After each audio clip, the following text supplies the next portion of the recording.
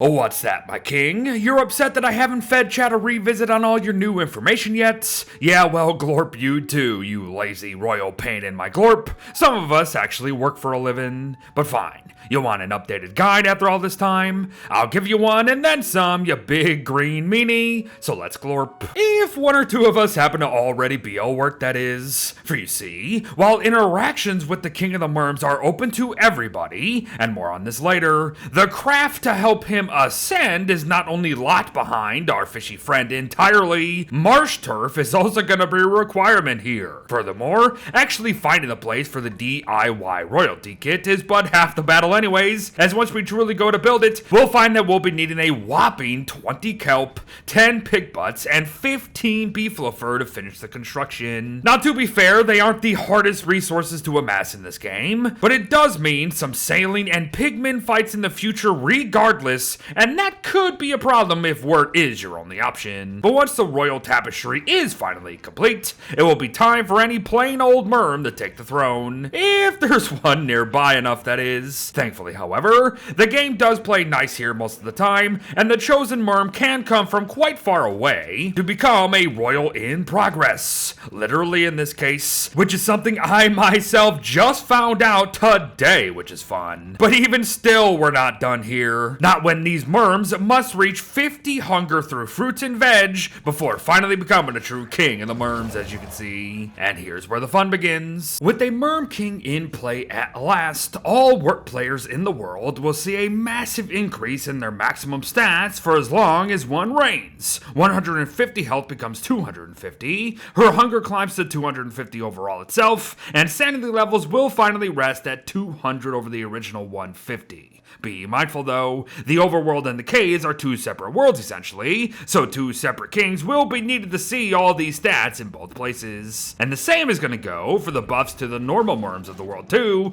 as they'll go from 500 health and 30 damage to 560 and 40 respectively, all the while the loyal merm guards of the world, be them generated via a king or created by wort herself mind, will skyrocket from 200 health and 20 damage to 660 and 50 instead. So make notes. And heck, know that all that might not even be the best part of having a king on the throne either, as a king's presence will also render all merms in the world completely neutral to all survivors to boot. It's great stuff. But yes, seeing as how this is a King of the Merms guide, we should probably start talking his specific mechanics. It will boast 1000 health, a health regen of 2 per second, unique dialogue as his hunger drops, 200 hunger overall, and now a major buff to his hunger drain. In short, he loses hunger half as fast as he used to back in the day. And yes, for those without mods to tell you where said hunger is at the moment, note that his quotes change when above 190 hunger, the moment he dives below 190 overall, when things reach the halfway point at 100 hunger here, at 50 hunger and below when he starts to get hangry, and lastly, at 20 hunger and below when he's just about ready to murder all of his subjects, as you can see. Yup, the guy's a drama queen when it comes to these things, and I don't know why, because it's still gonna take him roughly 2 days to die from starvation anyways, so quit your whining.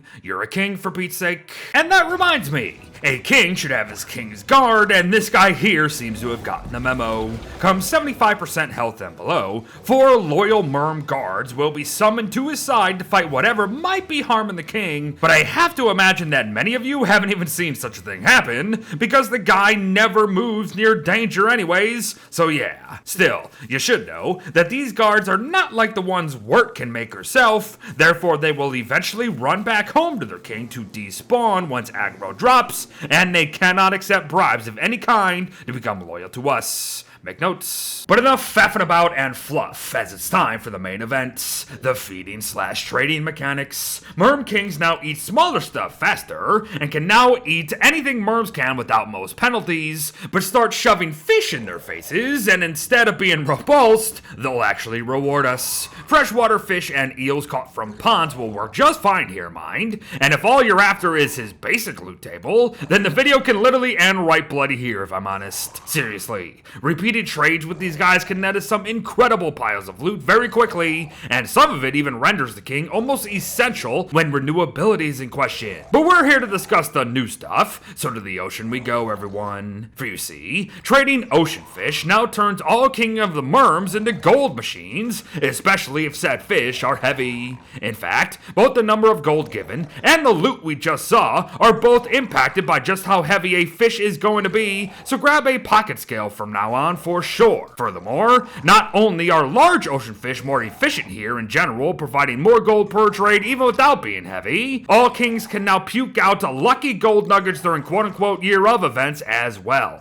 Make notes and take advantage. Just don't go trading them corn cons or popper fish though, as they'll just end up eating them instead. And no, you won't have to worry too much about nearby Merms eating all your loot nowadays. But to wrap up our day, here comes some final tidbits, of course. Word's clever disguise is absolutely amazing after some recent updates, but for our purposes here today, simply note how it will allow all survivors to feed and trade with any king of the Merms out there with no loss of loot. To continue, all Merms and frogs are now neutral too, so while the swamp is always going to be the obvious choice, you might actually want to start considering the pond biome here and there. Merm King loot itself has actually changed ever so slightly since we last spoke, but we should still expect fish, fronds, and frogs. And lastly, a tapestry can indeed be broken to instantly usurp and murder a king, which is kind of funny, but it must be done through magic deconstruction only, mind, so have fun. And there you have it, everyone, a fishy revisit to the king of the Merms that perhaps wasn't as much as a royal pain in my glorp than I thought it was gonna be.